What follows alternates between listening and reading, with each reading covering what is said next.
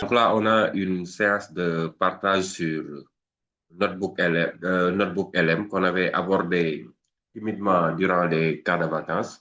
Et là, on essaie de prendre en main l'outil pour renforcer. Certains ont commencé à l'utiliser quand même, parce qu'il y a beaucoup de collègues qui nous font parfois des retours inbox quand ils travaillent avec certains outils. Donc là, on va essayer de compléter et de rendre beaucoup plus accessible l'outil. Donc, il faut comprendre que Notebook LM, c'est pas comme ChatGPT. C'est un outil IA qui a une particularité, c'est-à-dire, on se rencontre même nous, on prend parfois la peine pour lire beaucoup de documents, pour tirer l'essentiel, soit pour la préparation, soit pour sortir des exercices, et ainsi de suite. On peut être confronté à lire pas mal de documents. Et dans tout ce qu'on lit dans ces documents, on essaie de retenir l'essentiel.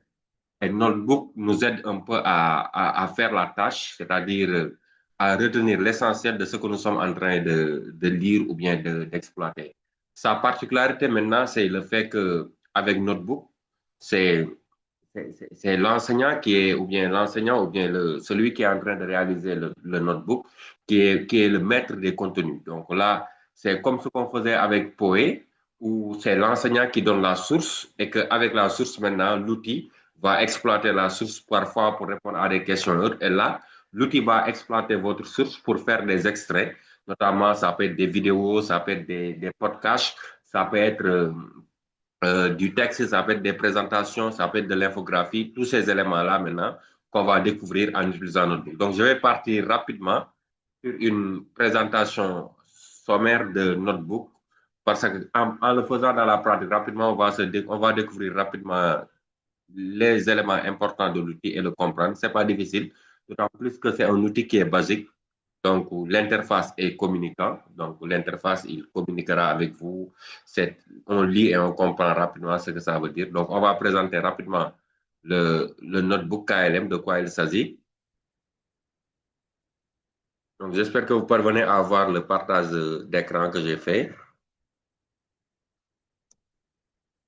Voilà. Est-ce que vous parvenez à voir le partage d'écran?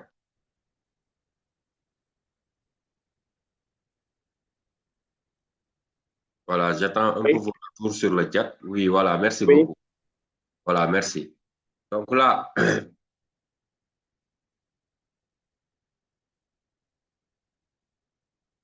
voilà. Notebook est un espace de travail. Et quand on dit espace de travail, c'est parce qu'il prend à charge. Par exemple, j'ai un thème à développer. Notebook peut vous conférer un espace clair où vous pouvez faire tout le travail nécessaire pour ce thème-là. C'est pourquoi il faut déjà retenir ce concept qu'on dit souvent, un thème, un notebook. C'est-à-dire, vous ne pouvez pas être en train de réaliser un notebook et le notebook et de mettre, par exemple, on est prof d'histoire et de géographie. Dans le même notebook, on traite en même temps des sources d'histoire et de géographie.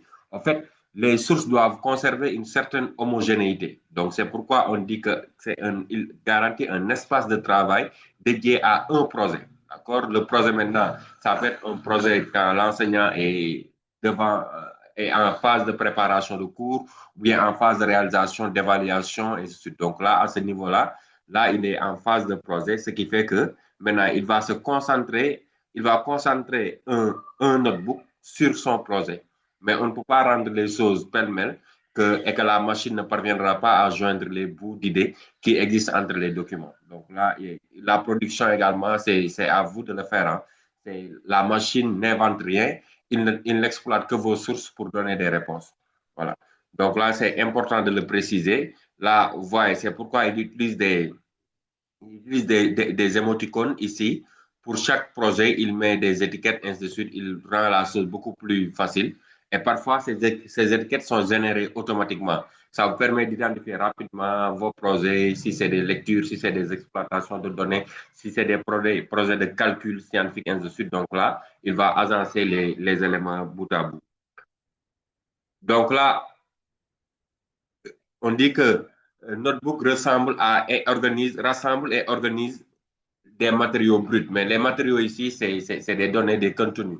Donc, il faut d'abord, pour utiliser Notebook, il faut d'abord préparer votre contenu. Ce n'est pas que vous allez inventer le contenu et il faut prendre le soin également de lire les contenus parce que s'il contient des erreurs, Notebook est susceptible de reprendre les mêmes erreurs. Donc, vos sources également doivent être bien traitées et le plus souvent, si c'est de la documentation, mettez-la en PDF. Ça vous aidera ça aidera la machine à mieux manipuler l'outil. Donc là, si vous allez sur Notebook, on va faire tout à l'heure une démonstration pas à pas. Il est très simple. Il est très simple. Vous voyez ces rubriques-là que vous voyez, créer, importer, ainsi de suite. Donc là, créer Notebook, ça vous permet de créer votre propre Notebook. Maintenant, on a dit tout à l'heure, il faut le retenir, je ne cesserai pas de le répéter. Un, quand vous avez un thème, un notebook. Donc, un thème, un notebook.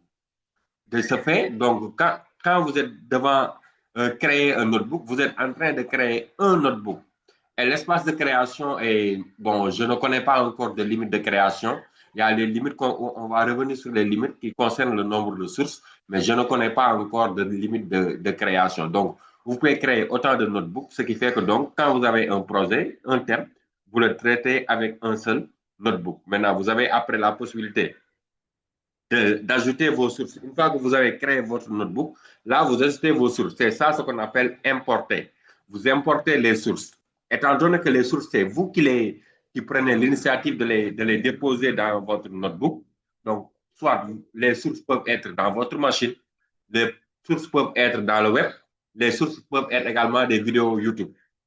On va revenir après également sur ce concept de vidéo. Il y a un collègue qui le demandait dans le groupe hier, donc on va revenir sur ce concept. Maintenant, une fois que vos sources maintenant sont établies dans votre notebook, il restera maintenant la phase de génération. Là, ce qui va rester, c'est de pouvoir générer des contenus qui vont, qui vont faciliter un peu la collaboration ou bien faciliter la compréhension ou bien faciliter même l'aspect visuel des éléments que vous êtes en train de traiter. Donc là, c'est ça la finalité de votre notebook. Donc, on commence la première étape, c'est de créer un notebook qui prend l'homogénéité d'un thème.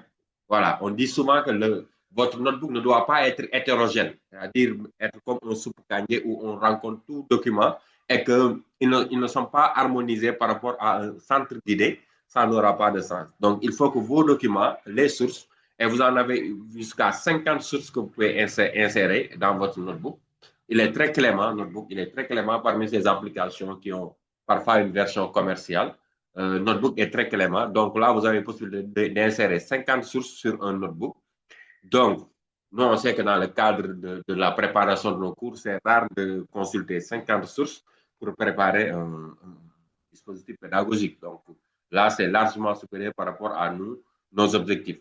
Ce qui fait que donc, l'idée, c'est seulement de respecter le centre d'idée de vos sources, qu'il n'y ait pas voilà, une hétérogénéité des documents qui sont dans votre notebook. Une fois que maintenant ceci est fait, vous avez importé vos documents. Maintenant, il restera l'autre partie qui sera la collaboration.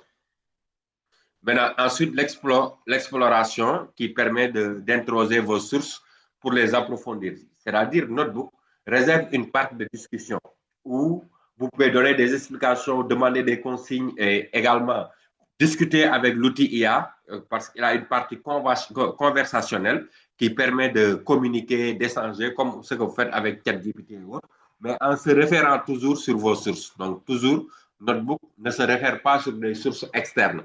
Sa seule base de données d'entraînement, c'est la source que vous lui soumettez.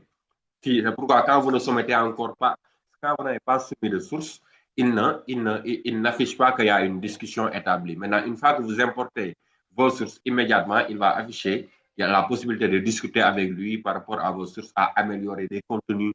Par exemple, j'ai un cours, je veux que Notebook m'aide à améliorer le contenu du cours. Là, je peux formuler un prompt pour qu'il puisse organiser correctement le cours que je lui ai soumis. Donc maintenant, sur la partie de collaboration qu'il disait tout à l'heure, il y a cette partie-là qui est très utile, notamment qui permet de générer ces éléments-là, notamment les cartes mentales, les rapports, les fiches pédagogiques, donc tout ça, les quiz, donc tout ça, il est en mesure de le générer. Maintenant, les cartes mentales, c'est un de ces éléments-là qui est très utile. On en avait parlé durant le cas de vacances, notamment, j'avais même pris les classes, les profs de l'élémentaire qui le font très souvent dans leur classe. Il y a une notion qui peut se former sous forme d'arbre.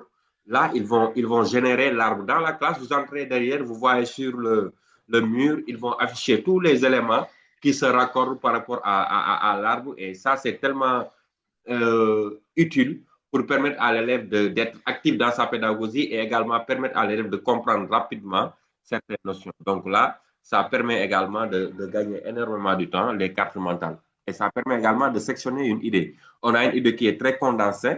Donc là, la carte mentale peut établir une exploitation générale de l'idée qui permet de lire branche par branche et comprendre la relation qui existe entre les éléments.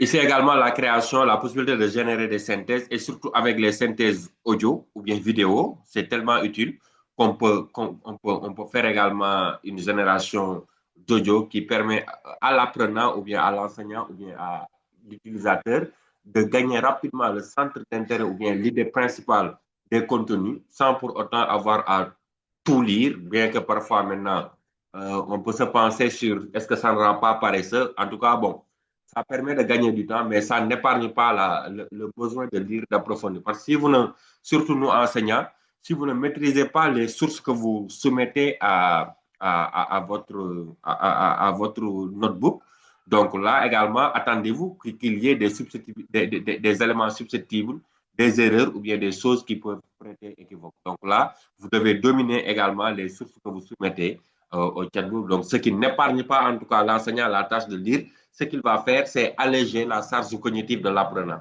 Donc là également, c'est dans l'enseigner d'ailleurs, c'est réduire la charge cognitive. Donc, à chaque fois qu'on a des moyens pour réduire la charge cognitive, on peut le faire. On peut également collaborer avec les notebooks, c'est-à-dire on peut créer des espaces de travail. Par exemple, on a une cellule pédagogique à animer.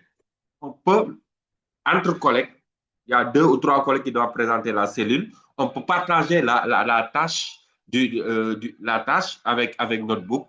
Maintenant, chacun, il a des parties à traiter, il a des sources, il les met à l'intérieur. Donc là, vous travaillez de façon collaborative, ce qui permet de partager les notebooks et permettre à d'autres personnes de travailler sur le même notebook que vous êtes en train d'exploiter. Parfois, ça peut être utile, surtout par rapport à la génération. Il y a, par exemple, des nombres limites de génération de fichiers audio, de génération de cartes mentales, de génération de vidéos, ainsi de suite. Il y a un nombre limite de générations qu'on vous donne, mais de façon journalière. Donc, après chaque 24 heures, parfois, les possibilités que vous avez seront augmentées. Ce qui fait que là, vous pouvez partager. Le fait de partager maintenant, par exemple, moi, j'ai beaucoup d'adresses mail. Quand je travaille et que je suis en cours de génération, je suis en version gratuite, je partage mon travail avec l'autre adresse mail que j'ai. Ce qui me permet, ici, j'ai lancé la génération de 2 vidéos ou bien de 3 vidéos, et là, je ne peux plus télécharger, mais je peux utiliser l'autre avec lequel j'ai partagé. Il peut générer également autant de vidéos que moi. Donc, ce qui fait que donc, le fait de partager parfois vous aide à avoir plus de possibilités, c'est-à-dire plus de possibilités d'extraction de contenu. Parce qu'avec Notebook, les limites, c'est par rapport au nombre de ressources également à ce niveau. Parfois, on vous donne un nombre limité de générations. Donc, parfois, pour les vidéos, ça ne dépasse pas 3. Pour les fichiers audio également, parfois, c'est des nombres limites. Ce qui fait que parfois, on peut avoir l'objectif de générer beaucoup de travail en même temps, ce qui ne va pas passer. Donc, il faut également, quand vous générez, mettez en ordre d'abord vos sources, mettez toutes vos sources avant de passer à une génération quelconque pour ne pas, voilà, pour ne pas liquider vos points gratuitement et que de ne